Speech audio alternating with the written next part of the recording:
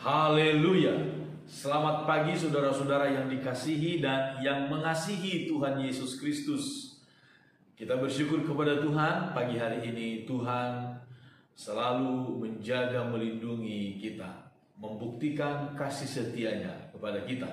Mari sama-sama kita kembali merenungkan firman Tuhan, saudara-saudara, di dalam kitab Kejadian pasal yang ke-6, masih dalam seputar kehidupan Nuh yang dicatat oleh firman Tuhan. Ayat yang ke-5, Kejadian pasal yang ke-6 ayat 5. Ketika dilihat Tuhan bahwa kejahatan manusia besar di bumi, dan bahwa segala kecenderungan hatinya selalu membuahkan kejahatan semata-mata, maka menyesallah Tuhan bahwa ia telah menjadikan manusia di bumi, dan hal itu memilukan hatinya. Berfirmanlah Tuhan, Aku akan menghapuskan manusia yang telah kuciptakan itu dari muka bumi, baik manusia maupun hewan dan binatang-binatang melata dan burung-burung di udara, sebab aku menyesal bahwa aku telah menjadikan mereka. Tetapi Nuh mendapat kasih karunia di mata Tuhan. Inilah riwayat Nuh. Nuh adalah seorang yang benar dan tidak bercela di antara orang-orang sesamanya, dan Nuh itu hidup bergaul dengan Allah. Saudara-saudara yang dikasihi oleh Tuhan, adalah sangat mudah untuk orang yang beragama, sebut saja demikian, adalah sangat mudah untuk menjadi orang yang beragama ketika begitu banyak orang menggandrungi keagamaan. Adalah sangat mudah menjadi orang yang melakukan firman Tuhan, saudara-saudara, percaya kepada Tuhan, ketika semua orang berbicara tentang iman dan percaya kepada Tuhan.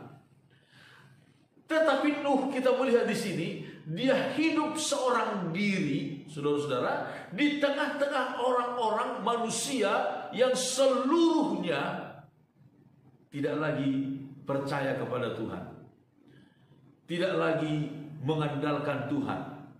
Saudara-saudara, bagaimana Nuh menjadi seorang yang melawan arus yang begitu deras? Itu sebabnya firman Tuhan berkata, ketika Allah memutuskan untuk menghapuskan, membersihkan semua makhluk manusia yang ada di bumi, Nuh mendapat kasih karunia di mata Tuhan. Kenapa ayat 9 dikatakan, inilah riwayat Nuh. Nuh adalah seorang yang benar dan tidak bercela di antara orang-orang sesamanya, dan Nuh itu hidup bergaul dengan Allah. Banyak orang bertanya, saudara-saudara, manakah lebih dahulu? Apakah Nuh mendapat kasih karunia di mata Tuhan, atau Nuh menjadi orang yang benar? Mana di antara kedua ini yang merupakan sebab, mana yang merupakan akibat? Saudara-saudara, kedua hal ini adalah sesuatu yang berbarengan. Saya menyebutnya, kedua hal ini adalah sesuatu yang berbarengan.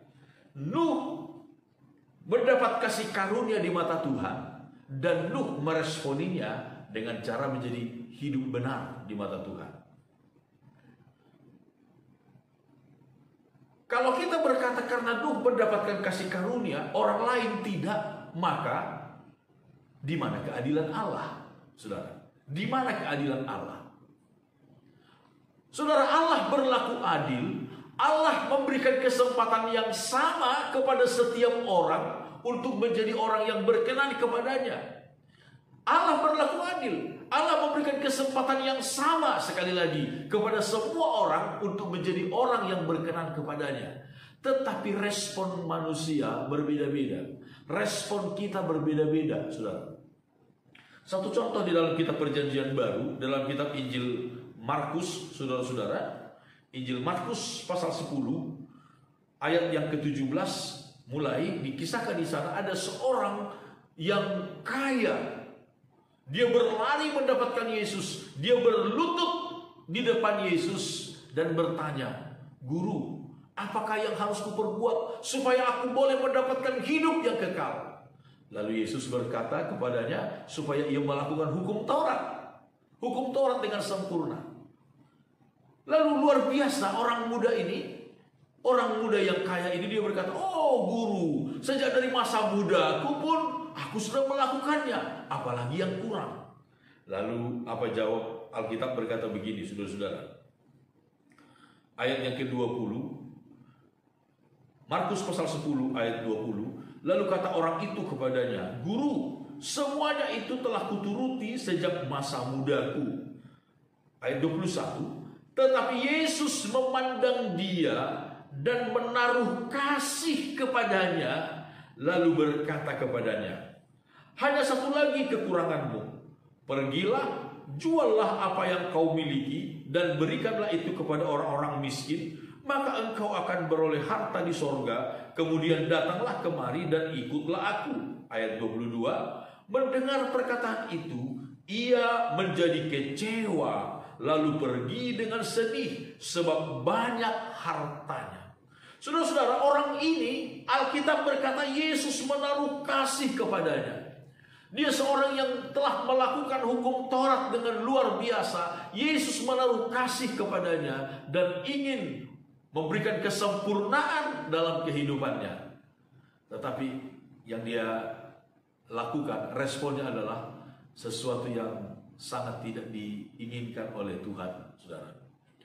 Bagaimana kita meresponi kasih karunia Tuhan? Itulah yang membuat kita berkenan kepada Tuhan.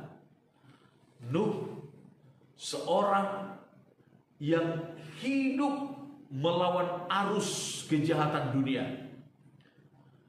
Seorang yang hidup melawan arus kejahatan dunia. Dia mendapatkan kasih karunia di mata Tuhan. Tetapi saudara-saudara, sekali lagi, bukan hanya Nuh yang mendapatkan kasih karunia.